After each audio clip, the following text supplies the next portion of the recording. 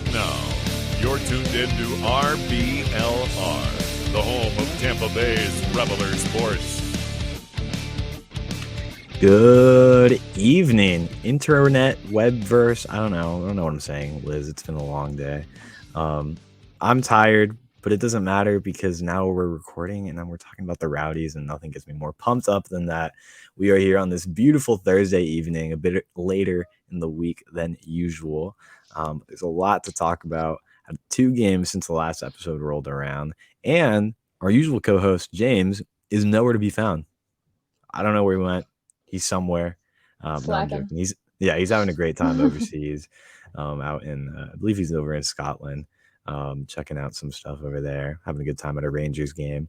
Good for him. So James is not here, and we have a lovely replacement in Liz, our host from the RBLR women's side of things, the women's soccer team, which still yet to be named, by the way, which is another thing to talk about at some point later. But Liz, how are you? What's going on in your life? And why don't we still have a name on the women's side of things, by the way? I don't know. I even messaged Christina Uncle on Instagram because she posted a picture of a whole bunch of scarves and she didn't have a Rowdies one. So I messaged her and I was like, I'll trade you a Rowdies scarf for the new team name. She didn't respond. Well, it was worth a shot. Yeah. Everything going well over there on your side? Gotta shoot your shot. Yeah, absolutely. Yeah. How's your week been? Everything going well? Yeah, pretty good. The game yesterday was a nice reprieve from Saturday, at least. Absolutely. It's a good transition point there. Let's just jump into that and mention that while we're there. Sure. This past weekend, like you said, on Saturday, the game did not go as fun as the game you just mentioned yesterday. This past weekend, the Rowdies lost at home for the first time in a little while, actually, losing 4-2 to Memphis 901 FC, but bounced back really, really nicely with a 2-0 win away to Hartford, and Nikki Law returned. So that's a fun tidbit. That being said, in our standings, no one actually, changed or moved in the prediction standings. We all predicted a Rowdies win against Memphis, and that was before all the injuries started to roll up and stack up, and before we knew that only Freddie Kleeman would be our our basically only true defender on the back line. The guest spot is still on 24 points. Eureka is still on 23 points. I'm still on 21 points, and James is still on 18 points. So we'll talk about those games in a little bit, that Memphis loss and the Hartford win. And we'll look ahead to maybe more hopeful times ahead against the Loudoun United this weekend at home, by the way. Go ahead and check out that game if you're in the area. It is also I believe I saw a tweet from the Rowdies, Liz. Correct me if I'm wrong. It's like the Roughs and Rowdies night. You can bring your dog to the game. Did you see that? It's bring your dog. You can go stand in the far corner with your dog and everyone else with their dog. That's awesome. So dogs, Rowdy soccer, Saturday night. No better place to be than downtown St. Pete for that. Moving on into the rest of the show. Before we jump into that, please feel free to head on over to our YouTube channel, like and subscribe over there. Join the hundreds who already have, and follow us on social media, including Instagram, Twitter, TikTok, and Facebook at RBLR Sports on all of those platforms. We'll be putting out content regularly on there. Give us a follow if you haven't already. Liz, should we just jump into these games? I would like to, yeah. Let's do it. Liz, do you want to take over the Memphis recap and tell us a bit about what happened over there? Oh, God. Well, we started with 6 players out. I actually went and I checked. We had Hervo. Oh, I always say his name wrong. I apologize. Hervo, because it's French. Yep. I was so bad at French. Dalgard, Caputo, Lasso, Guillen, and Armand. We were down 6 players. So that's always a great place to be, especially against Memphis, they're top 5, right? Don't even remember the standings off the top of my head. So that was just bonkers. We didn't have too many issues attacking. 2 goals in a game is usually pretty good for us. That's usually a win or a tie at least. It was just our defense, and we didn't have Guillen. He is he's like a fortress in the back for us. He's like our guiding light basically. And then we didn't have Lasso either. And we know that they play off each other really, really well. So that was gone. And we just basically had Ekra in the midfield trying to do the best that he could, help the defense. And that's why I thought he was doing really, really well in this game. Like that first goal was all Ekra. I know everyone was saying it was Cal Jennings, but that first goal, if you watch it again, it was all Ekra. Ekra made it all happen, and then Cal just tapped it right in. Yeah, absolutely. Absolutely. It was a great pass from Ekra. He led that play to take the Rowdies into the 1-0 lead. Unfortunately, just a few minutes later, Ekra did have a moment where he turned the ball over in the 23rd minute, led to a Memphis goal. Costa equalized 1-1. Jennings got another goal pretty quickly, though, after that, Liz. He got a goal in the 32nd minute, so 2 pretty early goals in the first half to give the Rowdies a 2-1 lead again. That being said, didn't take very long for Costa to score again. Just 3 minutes later, they tied it up one more time. So like you said, offense was clicking. Defense was struggling, to put it lightly. Yeah, we were just disorganized. Like our passes were off. It was not good. And I understand why. Like it was just a really terrible game for it to happen during. Absolutely. Absolutely. That being said, we're going into the half 2-2. Rowdies did come out strong in the second half, if you remember that, Liz. It was a pretty good-looking couple shots from Charlie Dennis. He actually ripped a really nice-looking shot that hit the crossbar early on in the half. It was in the 53rd minute. Had a series of shots that looked really nice from outside the box, and then hit the crossbar again in the 62nd minute off of a free kick. So just incredibly unlucky from him, but lovely to see us ripping shots from outside the box, something I've always said we should do more of, and James and I always mention that a bit here. So lovely to see Charlie Dennis doing some of that there. That being said, it was a long-range shot from Cariaga in the 66th minute for Memphis. That gave them a 3-2 lead over the Rowdies after another Costa breakaway that, Costa just had a fantastic game. Could have easily had a hat trick by the 67th minute. Don't worry, though. He got that hat trick eventually. And Memphis would ultimately win 4-2 with a Costa goal in the 80th minute to really put it away. That was a Memphis game. Liz, we can jump into breaking that down a bit more into what happened, because I think there's a lot to talk about with this game.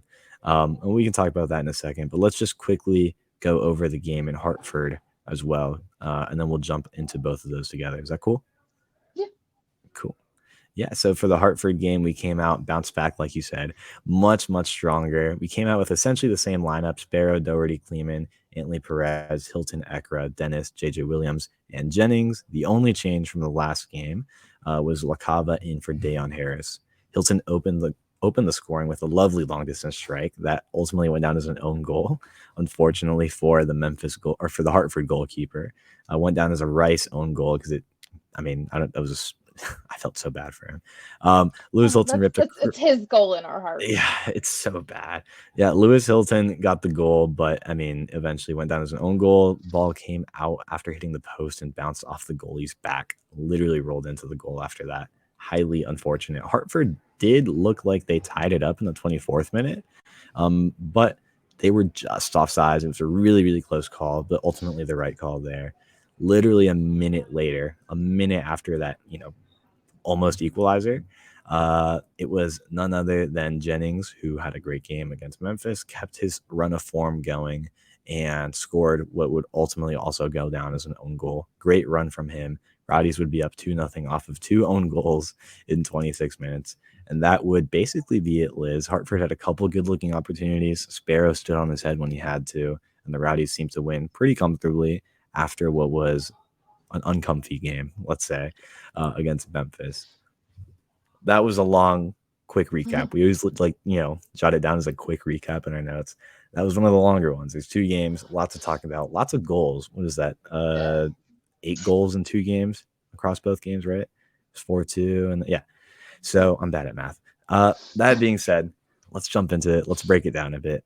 Liz, what did you see go wrong in the game against Memphis? We talked about the defense just being really, really thin. Basically, just Kleeman back there as the only true defender, being supported by some converted midfielders, including Doherty and Perez. What did you see to go wrong in that game in particular, the Memphis game?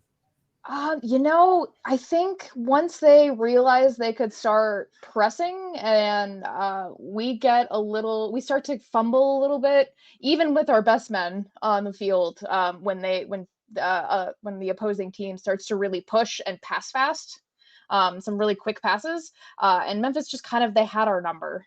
once they figured it out about something happened at halftime, something clicked for them, and they had our number from then on. The game was over. Like, I could see it on the field that we were trying, but we weren't going to get there. Yeah, that's a good way to put it too, because it felt like we weren't necessarily doing anything wrong other than just not having a back line. But Memphis seemed to have a good game plan. And like you said, they did at some point just kind of get into a rhythm. And no matter what we did, I mean, like you said, we had, like I mentioned, the 2 Jennings goals earlier. Ekra, had a great game as well. That Ekra assist to Jennings to get the first goal in the 16th minute. We were playing well, but like you said, it seemed like they just kind of had an answer for every punch. Yeah. It's actually something I'm worried about with Loudoun too, and we'll get to that. But they had our number by halftime, and the game was over. And maybe it might have gone differently if we had our regular back line. I really think so, but yeah. I mean, you mentioned all the players that were out. You have Lasso, who hasn't really been having a MVP season like he's had in the past, right? But he's still one of the best in the league, just pure talent wise. Just a huge rock back there. Guillen, like you said, incredibly reliable player on the back line. And Kleeman, who, by the way, like if you remember, like he started on the bench a lot of these games throughout the season. I don't have the numbers on me to say most of them, but it has been more than a few games where he started on the bench. And so Kleeman, we might not even say is our first or second center back, right?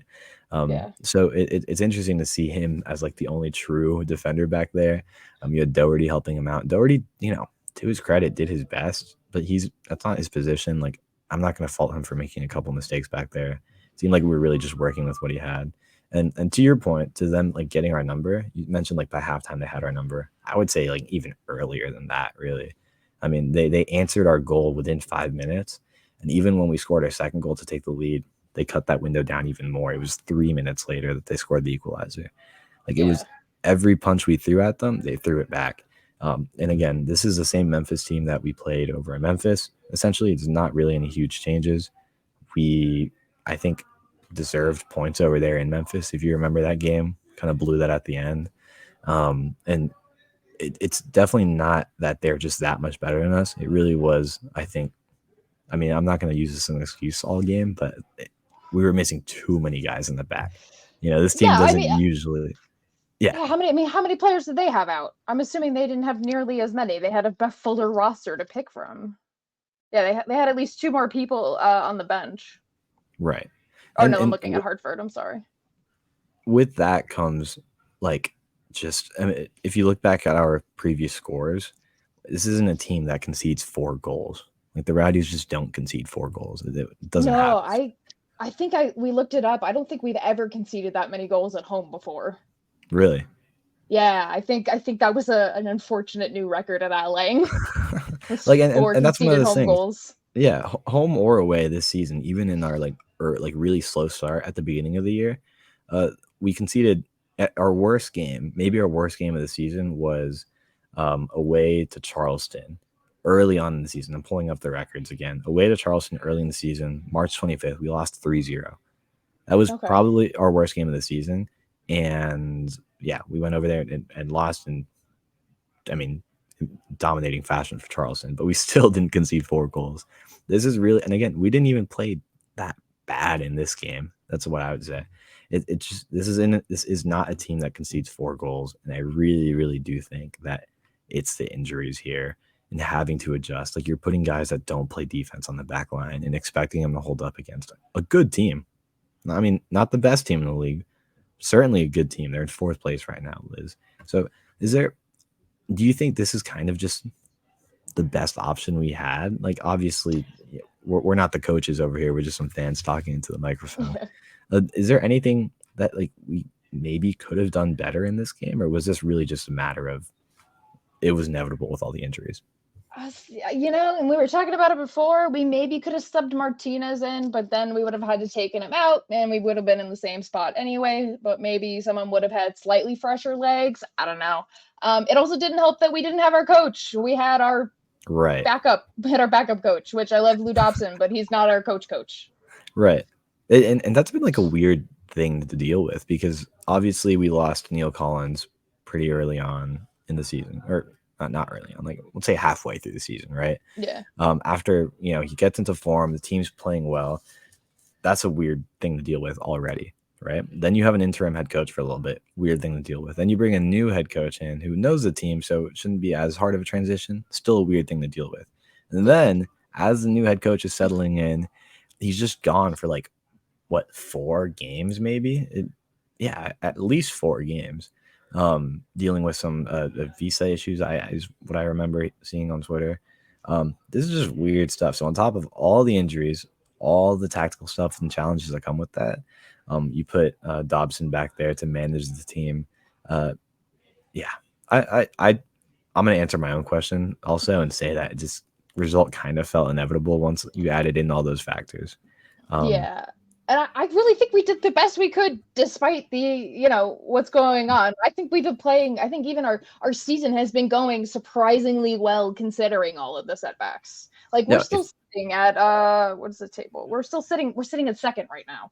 And we've had how many coaches? We're doing okay. Yeah, at this point we've had Neil Collins, Dobson. I think it's 5. Yeah, it's at least 4. I'm trying to remember. Dobson. And then we had backup for Dobson at one point because he had a red card. Right. So it's 4 coaches, right? Okay. It is 5. With Neil. Yeah. 5. All right. So we'll say 5. It was 4 or 5. I don't know. And Law. Yeah, that's true.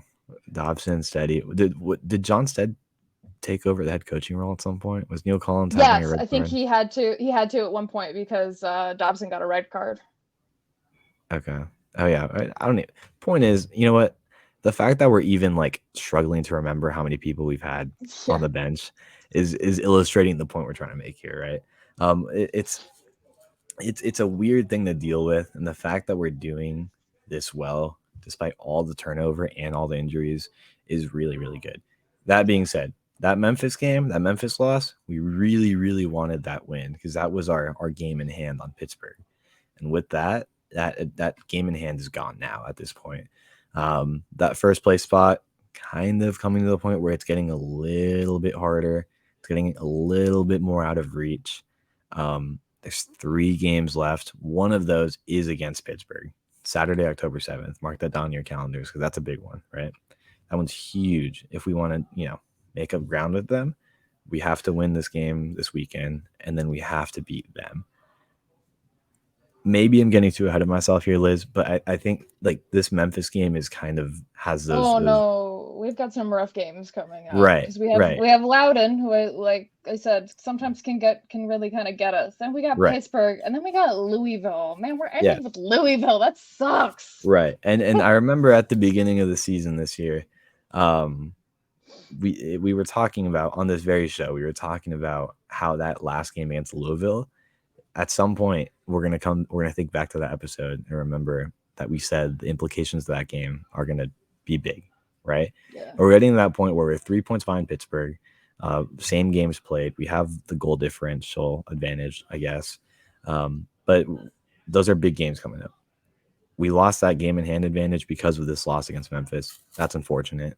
That being said, kind of still in striking distance, but it's gonna be really difficult. And I think we should,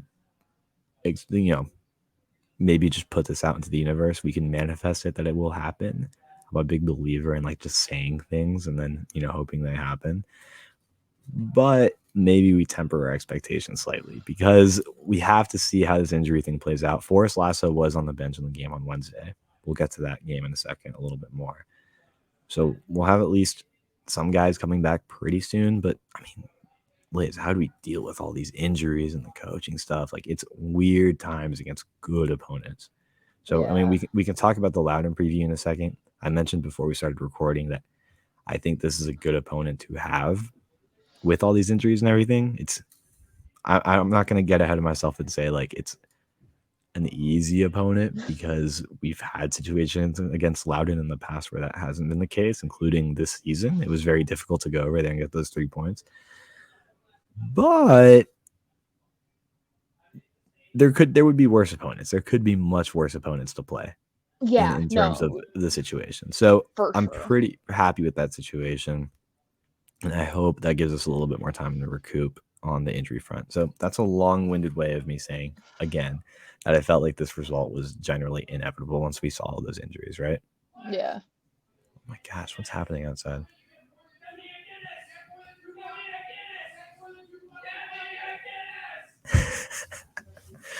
If you can't make out what my roommate is saying, he's yelling, "Get me a Guinness" to my other roommates at the top of their lungs. They're playing FIFA outside. Things get very intense in my apartment. Moving on, Liz, from that rude interruption, let's jump into that game against Hartford, that bounce back game that we, I guess, called it earlier. I think I dubbed it a nice bounce back game was the exact wording I used. We won 2-0. Hartford's not a great team. But did you see, in your opinion, I mean, again, we're not the coaches here, so like I'm terrible with like breaking down tactics, right?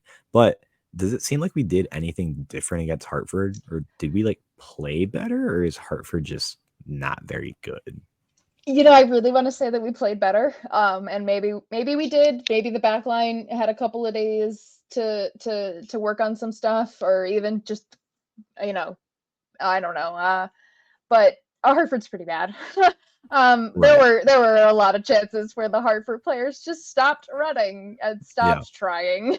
Yeah. And I hate to say that, obviously that worked for our advantage, and I think that was a good game for us to have for sure.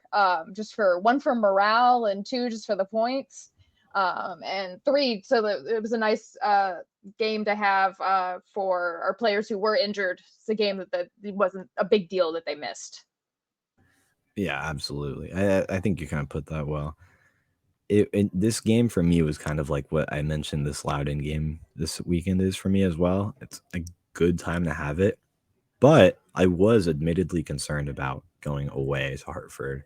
Just Yeah. because like away games are always a little bit more difficult. Again, Loudoun's not good, but we played them away, and it was a whole different ballgame than we played them at home last time. Last time we played them at home, we won like 8-0, if I'm remembering that right. Then we go to play them away, the same like kind of setup, and it's not great. Like, but in this game against Hartford, I felt like I don't know, like the lineup I mentioned earlier, the lineup was basically the same. Maybe the players moved around slightly, but the people that were playing were essentially the same.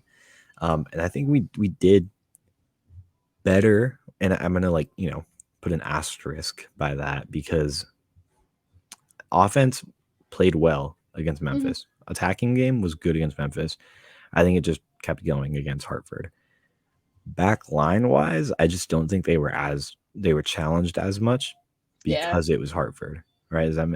So I think in that sense, it's like we played better, but it was also just Hartford being a bit worse. Like we got a little bit of a break. Yeah, absolutely. I felt like Hartford just like talent wise doesn't really match up. And then despite, them playing a pretty good game against us at home last time when we were playing against them at home, and they gave us a bit of a scare, actually. I remember that game just a couple weeks ago, right? They came out to play this game a bit different, whereas here or down in St. Pete, they were playing like for the point, for the draw. They were sitting back and we were really, whereas in Hartford, they were playing more like, we have nothing to lose. Let's go for a win, right? Yeah. And then you could see them pushing up more, and that created more space for like Cal Jennings, this type of game. Jennings had those crazy runs that led to the second goal, and he just kind of did his thing. Cal Jennings having a great season. So I think I agree with you. It's kind of like a mix of things, but I think we played better. We adjusted, but again, Hartford's not very good. So I don't know. And do you have anything else to add on the Hartford game? I think there's like this. I mean, that's kind of like my overall theme that I saw kind of arcing across the game. It was a pretty average game. We played well. They didn't play well, and we won. Yay! That's pretty much the long and the short of it. Yeah, that's a good way to put it. Honestly, like again, I'm saying this as somebody who doesn't fully have a grasp on the tactical minds of like a head coach. I just downloaded Football Manager last week because it was free with Amazon Prime. And I've been trying to like make adjustments in the middle of this game by the way. If you haven't downloaded Football Manager, it's free with Amazon Prime if you have Amazon Prime. Pretty fun, but insanely challenging because you're just like constantly moving tactics around, and I'm like, this is stupid. I kind of like playing FIFA. It's like more mindless. I can just control players or whatever. But like tactics wise, it seemed like we didn't change too much from Memphis to Hartford. I don't know if that was by design or if it was by necessity. Oh, well, we had subs though. I forgot. That's true. Because we had Nikki Law back for this game, and we had actual subs because Sue Dobson doesn't believe in subs apparently. That's true. It seems like Nikki Law. Because we brought Lucky on in this game, right? I don't think we brought him on in the other game. Yeah, I will say one of the more notable subs that we can mention in Hartford that didn't come on until the end of the game against Memphis was Dalgard, right? Yeah. Dalgard came on in the 72nd minute against Hartford. Didn't contribute a ton. The score still stayed 2-0. Nothing really different on that front. But we know he's a really, really good player. And, can inject some energy in there. You didn't come on until the 90th minute against Memphis. And it's good to see him back because he was injured for a little bit. So it's good to see him getting more minutes and then kind of getting healthy again. It's good to have a bench that doesn't have just like 2 outfield players. So that's nice. So overall, Memphis, I think these games were really interesting to like look at side by side because not much different. Performance was I think performance was pretty similar. It's just the result is drastically different because they're 2 different teams. And I think we had, I'm really curious whether like the same like lineup was again by choice or like by necessity, just because we were so limited. I figured like the attack was probably by choice. Like they were just playing really well. The back line, you don't change anything. Just give them like a sense of continuity, I guess. Cool. That's I think I just talked the hell out of the Hartford game. Anything else there? Or should we just sum it up to good game for us? Hartford sucks. Yep. Okay. That being said, Liz, let's jump into the man of the match, the men of the matches for these games. Do you want to give us your man of the match for the Memphis game? All right, so for me, that is Ekra for sure. That dude worked so hard in that game. He got pummeled by the entire team basically. Between trying to help out the defense and then trying to fight off the offense, it was bonkers. But definitely Jan Ekra for Memphis. Absolutely, that's a great choice. I mentioned the player he assisted to, who I'm going to mention as my man in the match. Spoiler alert. As like he is really surprised me this season, I will say, because I always saw him as kind of a player that's solid, like really, really solid, which is kind of what you need in that position. But until this season, I haven't really seen like the offensive contribution that you can create like directly. You know what I mean? Like he doesn't really show up on the assist sheet or the score sheet that much. In this game, he got an assist against Memphis, and he was contributing a lot up top. And that hasn't been, too abnormal this season. He's been contributing a lot in the attack. So well-deserved man of the match for him.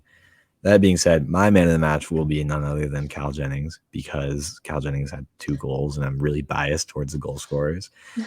It's just fun to watch. Cal Jennings has been so fun to watch this year. Like he's been like, he has really turned into the Cal Jennings we saw in the Las Vegas Lights highlights. When he played for Las Vegas, and you're like, damn, this kid can be really, really good. And he can dribble, he can shoot with his left foot, he can do a little bit of everything. And he demonstrated that against Memphis. 2 really good goals, 2 great runs, and just a really, really overall solid performance. He is one of those guys that draws so much attention, like that people like know that they have to put 2 guys on him when he's like dribbling into space. Opens up so much space for his other attackers as well. So just his presence is huge. And opening up space for guys like Dennis and JJ Williams in the attack, JJ Williams in particular. But I mean, he ends up on the score sheet too, and that's what you want to see. So I love that duo of JJ Williams and Cal Jennings, and I just can't not give him the man of the match for those 2 goals. Yeah, cool. And last but not least, our final two men of the match for the game against Hartford away, the much more fun game. Liz, who was your man of the match for the Hartford game? So Ekra was still on it this time, but I have to say I have to give it to Antley, for sure for this game. I think something clicked a little more with the back line, and I feel like he was the key there. I feel like he might have been like the linchpin, honestly. Whatever was kind of working, maybe with the defense, even like we said, Hartford's not that great, and their attacking was kind of lacking. But whatever was working, I really feel like he was the cornerstone of it. Yeah, absolutely. And to his credit, I mentioned, we're playing with Kleeman and then converted defenders. Antley would be the exception. Antley has played like in the back line regularly. He's gotten up in the midfield a lot as well. He was the USL League One Defender of the Year at some point, 2019 there, if I remember right. So I will rephrase what I said about Kleeman being the only true defender and put Antley there as well. Antley's more of a fullback type guy. So I guess my thing was having him at Kleeman was our only center back, let's say, our only true center back that was playing. Antley had a great game, like you said, and gets involved in the attack too. So that's why I think he's so dynamic and valuable. So absolutely well-deserved man of the match for that game as well. And I will say this will be the first time I'll do it. It'll probably be the last time I'll do it when we have these two games. It's fully just because why not? And he had another great game, so I'm not going to not give him the man of the match. Cal Jennings was also a man of the match for this game against Hartford. Just staying involved, in getting what should have been his goal, but called an own goal eventually. Same thing with Loudoun Hilton, but Cal Jennings just continuing his great run of form and also continuing his great runs on the field. It's incredible to see what you can do when you give him just a little bit of space. It's really, really cool, and it's awesome that we have that kind of talent on our team. And again, opened up tons of space for guys like Dennis, in particular guys like JJ Williams to get in the box, free up space for them. Just another great game for him. I will say I am totally doing Connor Sparrow a disservice by not mentioning him as well more when we talked about this game, because Hartford didn't have a great game, but they had a couple really good looks, and Connor Sparrow stood on his head when he had to. So if I can give an honorary man of the match, and I can, because we don't have any rules in RBLR Sports Podcast. We just kind of make things up as we go. Connor Sparrow is my honorary man of the match. I know Eureka doesn't have a graphic for that, but let's pretend it's there if you're watching this on YouTube. No, I have to say, Connor Sparrow, I have not had a lot of complaints about Connor Sparrow. There might have been maybe one of the goals in the Memphis game, maybe might have been on him, but he's been a solid keeper, and I hope we hold on to him for a good long time, because he's really good at knowing where to be and when, and he's also been really good at directing all the guys from the back. I've seen him shouting a lot, and I think it makes a difference. Yeah, he's a natural leader and also just a fantastic goalie. I think we knew that about him coming into the season, just because he had good seasons with Miami prior to coming to us.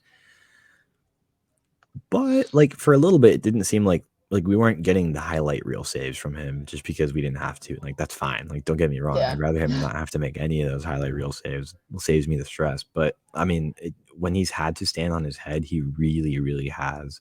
And I'm doing a disservice to him if I don't mention him. So again, Connor Sparrow, honorary man of the match. Thank you, Eureka, for typing that into the graphic down there very quickly.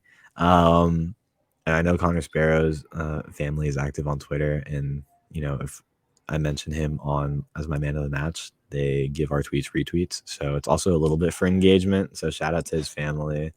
Shout out to Connor Sparrow. Another great game from him. Cool. That's the Hartford and the Memphis game. Liz, conclusions. We're in second place. We're only behind Pittsburgh by 3 points. Ahead on goal differential, 3 big games coming up, including one against Pittsburgh and one against Louisville. The other one is the one this upcoming weekend.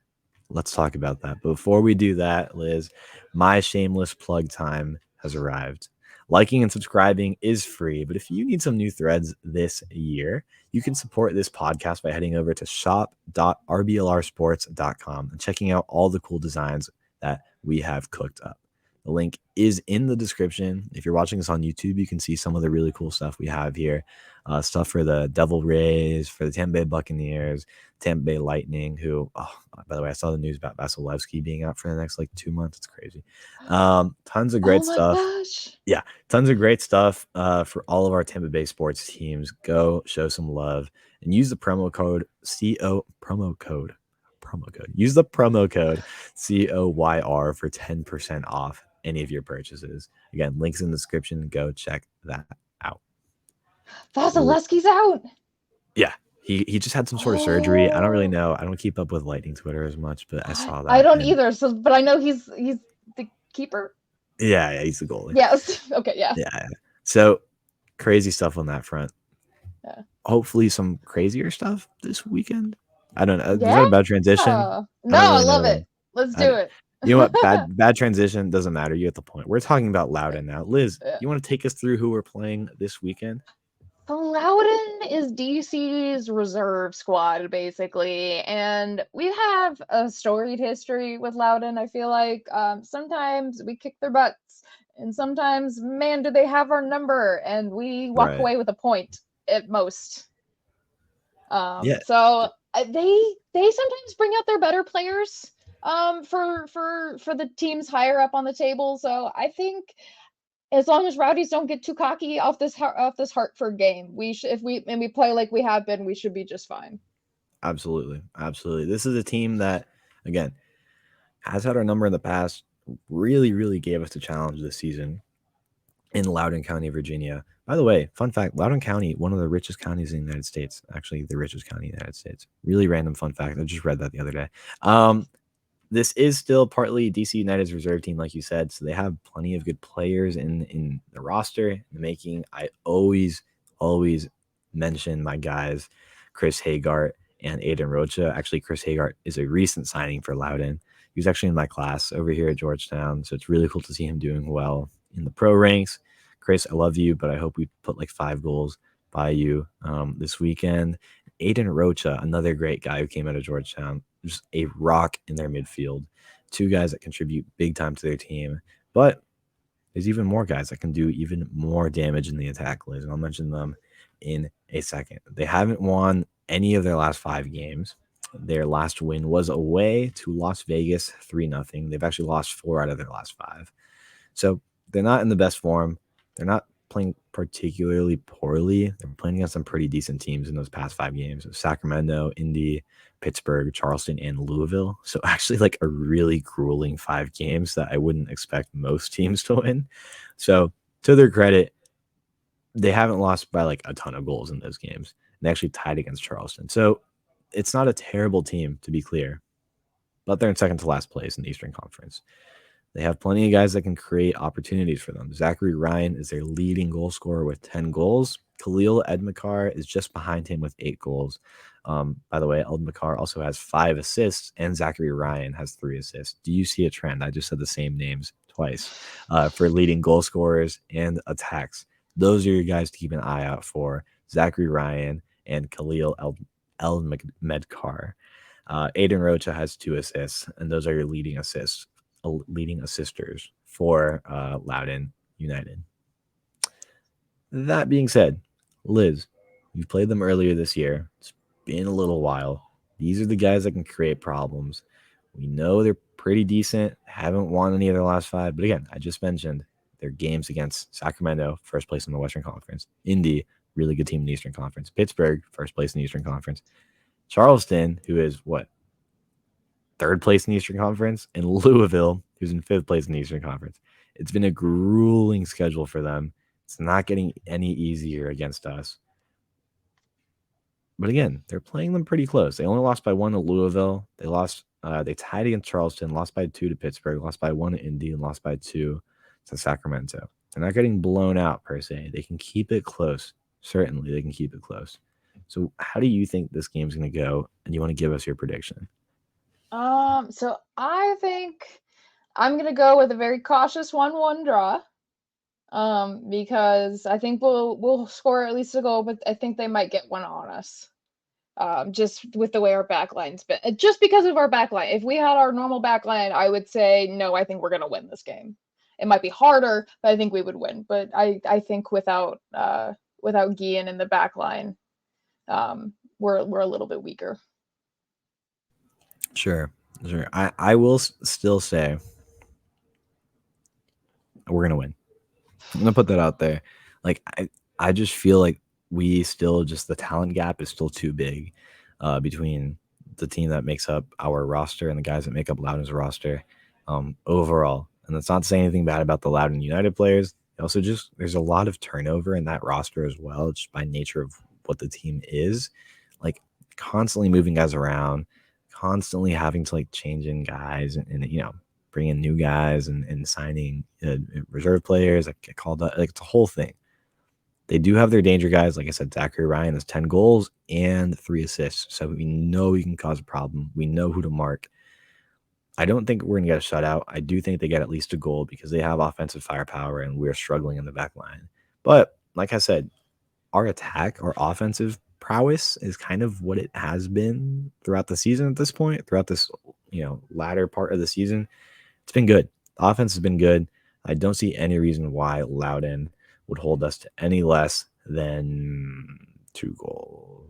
That being said, I'm going to get bold and say we win 3-1 as my prediction.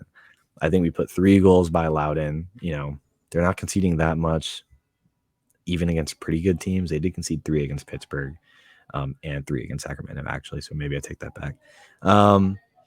So I just think the talent gap's still there. And, you know, despite them playing these good teams pretty close, we are also one of those good teams, and we're playing at home.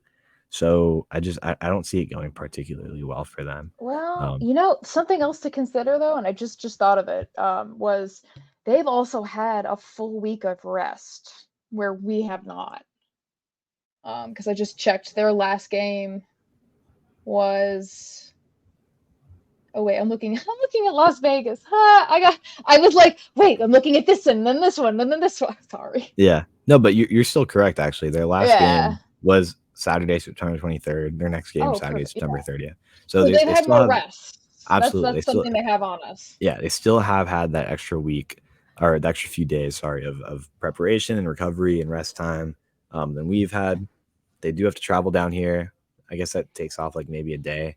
You know, we're back home. There's something to be said about the home field advantage at Al Lang, just the comfort of playing at Al Lang for this squad, and why it's so much more difficult for other teams to come in here and take points away from us. So all that considered, I still feel pretty confident about the win. And we'll see how it goes. We could have Forrest Lasso back. He was on the bench this past Wednesday. So yesterday at the time of recording this. So I feel like there's still a pretty good look, and we could even, you know, get the shutout if Lasso's back, I think. Speaking of shutouts, Eureka actually predicted a 2-0 clean sheet and a Krispy Kreme for a possible Forrest Lasso return. And the guest spot for it this week is at T Pow. I don't know what's going on there. At TPAOZ on Instagram says 3-1 to the Rowdies. So matching my score prediction there. Our guest spot for the week is going with 3-1 win. Liz, any conclusions, anything to wrap up this preview for the Loudoun United game before we move into extra time? No, go Rowdies. Go Rowdies. I like that. That's a good way to put it. Not too much on the extra time front for this week. I just threw this in there because, full disclosure, there was no way I was watching the Rowdies game yesterday. And I'll tell you why right now. I watched a replay of it later on. I'll tell you why. I've been mentioning this throughout these past few weeks on the podcast. The team my dad and I support back in Ecuador, Liga de Quito, has been on a great run in the Sudamericana, which is the Europa League of South America for anybody who's not too keen in the South American soccer world. And they made it to the semifinals. They're playing against an Argentine side, Defensa y Justicia. First leg was yesterday, and we won 3-0 at home. I want to put that out to the universe because I was thrilled. It's a huge game. Ecuadorian teams have started to, really make things happen in the international tournaments. So it's been really cool to see us, kind of be a part of that history again, make it to semifinals, and hopefully hold on to that 3-0 lead in the return leg in Argentina. So I wanted to throw that out there. When we get to the part when we mention our Twitter handles, I'll tell you to follow me because I'll be tweeting a lot about that leading up to that game next week. So if you want to learn more about South American soccer, feel free to give me a follow. Liz, I didn't put anything else down here. Do you have anything else to add in the world of extra time in the wider world of soccer? Maybe any updates on your front from the soon-to-be active women's team here in the Tampa Bay area? Oh, that there were updates. There's none, right? Nothing of substance. They've been doing a lot of community events, which is really cool. The super staff and everything, which I love. I love to see it, but I want a freaking team name and I want a logo, and then I want to start a supporters group, and then I want to dive as far into that as possible. Team colors too. Like, we don't even know what the colors are going to be, right? Yeah. Yeah, I mean, this is a whole thing. So I don't know. And the team's rolling around pretty soon. Start date is the 2024 season, right? Is Yes. the first season, which is, again, really soon, kind of around the corner, in the broader scheme of things. So I'm pretty excited about that. I'm actually very excited, and I'm really excited for at least the little bit we do know. Christina Uncle is going to be a fantastic president for this team. She knows the game so well, and she's local to the area. And their new head coach as well, USF women's soccer product, former coach over there. I mean, she is a fantastic first hire, knows the area so well. I think it's going to go well. I think there's really, really big things on the horizon for that team. I'm so excited to talk more about that. But I just wish we had more. I really do. Yeah. It's a waiting game. Yeah, literally. Okay. All right. All that being said, we talked a lot about the Rowdies, talked about Liga de Quito in there, even talked about the women's team coming around soon. I'm so excited. That's all we have for today, Liz. Anything else to talk about? No, right? Am I missing anything? I'm looking back at my notes. I feel like that's it. Okay. No, cool. Follow me at Lizzie the Lion on Twitter if you want to hear about women's soccer and Taylor Swift mostly. Yes, let's go. I'm at Carlos TPA10 on Twitter. You can find me on Twitter and Instagram, but I don't mention that too much. I'm on Instagram. I just don't post that much over there. I'm like, God, like Instagram's so lame. I just post like pictures from random things. Anyway, Twitter is where you'll find me, or x.com at Carlos TPA10. Drop a follow. Yeah, we'll talk about Rowdies. We'll talk about South American soccer. We'll talk about everything over there. Drop a follow there. But more importantly, follow at RBLR Sports on Instagram, Twitter, and Facebook. And as always, drop any questions you have, any comments for the next show on hashtag AskRBLR. Hashtag AskRBLR on Twitter, x.com. It's so funny to say. And as per usual, like and subscribe to our podcast wherever you get your podcast. The full experience on YouTube, but we're also on Spotify, iHeartRadio app, Apple, and Google Podcasts. We'll even do smoke signals. If you want to watch smoke signals, we can do that too. All that being said, that's another week of Rowdies content. Liz, exciting stuff ahead. Come on, you Rowdies. By RBLR Sports. On your way out of the stadium, please remember to like and subscribe.